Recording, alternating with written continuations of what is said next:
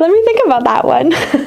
Hi, I'm Kayla Krause. I am the lead esthetician here. I teach clinical and laser. Your background in the beauty industry and how you first got started. So I've been an esthetician for 11 years now, and I've been teaching for 9. I actually told my mom I wanted to be a doctor, but I sucked at math. Like, it was awful.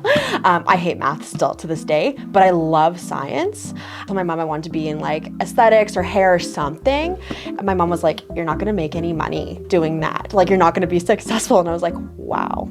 But then my mom got into lashes and she realized it was a lot of fun being in the beauty industry. And she was like, you know what? Go for it, do it. That's how I got into it. I went to European School of Aesthetics, took my aesthetic course, and now here I am teaching it. One reason why I came to Eternal Beauty is because of the education. When I was working at another school, I came to the old location. My friend was taking the tattoo program and I was one of her models, and I met Jen Lister. Why I came here was because of Jen Lister. And when I met Jen Hofer, we really clicked and got along. Everybody's so extremely supportive here. I love working here. I love everybody I work with. I love all my students, and I plan to be here for a very long time, whether Hofer likes it or not.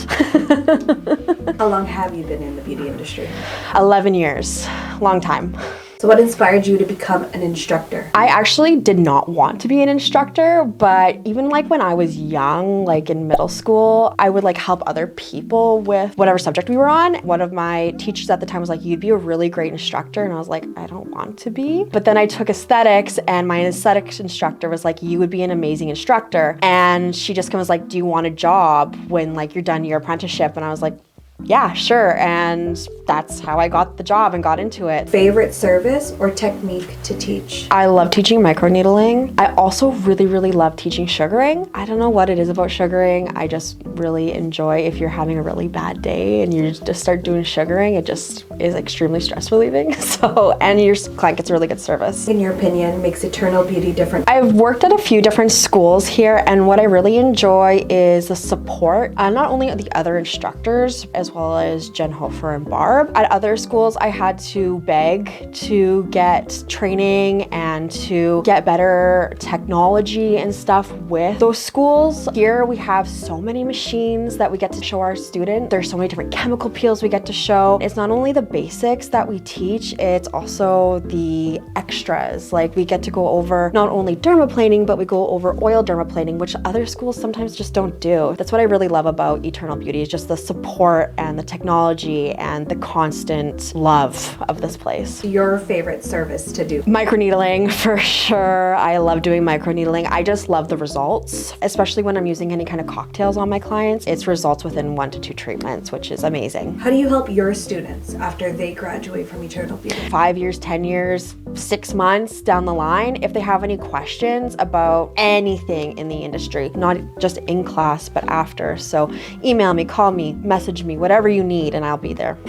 What kind of student thrives at Eternal Beauty? The ones that ask questions. And what I mean by that is that somebody who's actually interested in the little things. For example, understand basics in products, chemical ingredients. I put you in this little itty bitty box, and once you understand it, you can think outside of that box, and as well as wants to add on, not just the basics, but just thrive and continue going. How do you help your students feel confident when they're learning new skills? I am very much a believer in the learn it, do it, teach it, because it works. We talk about it. I always do a demo. I will make you do it. Even if you don't want to do it, even if you don't understand it, I'm gonna make you do it, because you're gonna be hands-on in the field anyways, so you might as well be hands-on with your instructor, so that if you make a mistake, I am there for you, and then you're gonna teach it. You have somebody who's missed a day or is having a hard time understanding a move, I encourage other students to help another student, because that helps with community, it helps with creating a good like friend group, and then it also helps with trust. What advice would you give someone thinking about enrolling? If you're thinking about enrolling, I definitely recommend coming here. Not only do you get to know all the staff here, but we like to have a really good time here. Besides teaching you all the trending, basics, advanced,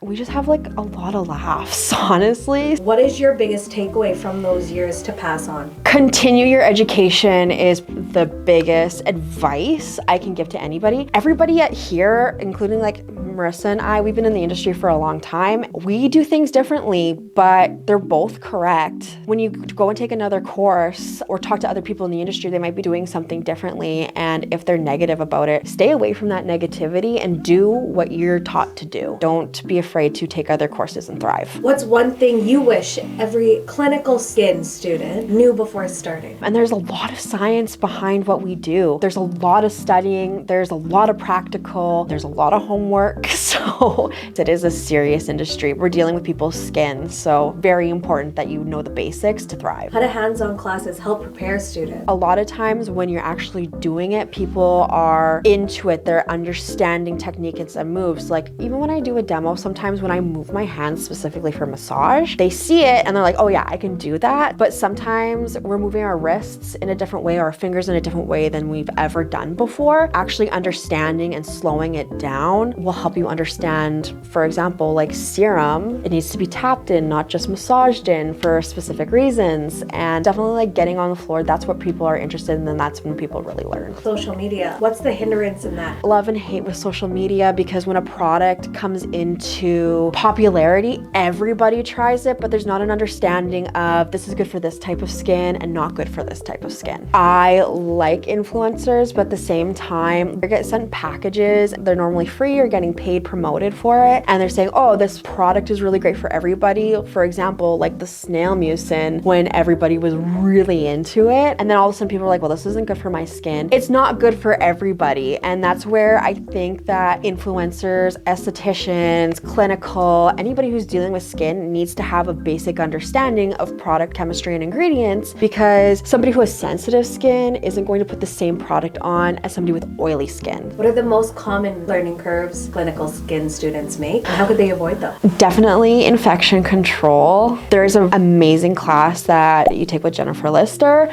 It is a really theory heavy class, but it is probably the most important class. I would definitely recommend that people take multiple courses on. I always upgrade my infection control. I encourage my students to also take infection control, because you can't leave your instruments in CS20 all weekend. They're gonna rust. And that's one thing that students consistently do. Picking what brand you're going to take, and every single brand, once you buy into their product, usually offer you a free course, or there's free courses online. Take them, always take them. So what's the most rewarding part of seeing your students grow? Is watching them grow a clientele. I love seeing on social media when my students are thriving and they have a fully booked, like I can't even get in to see my students. I just love that. Do you remember your very first class or your first student? I do actually, and I screwed up big time.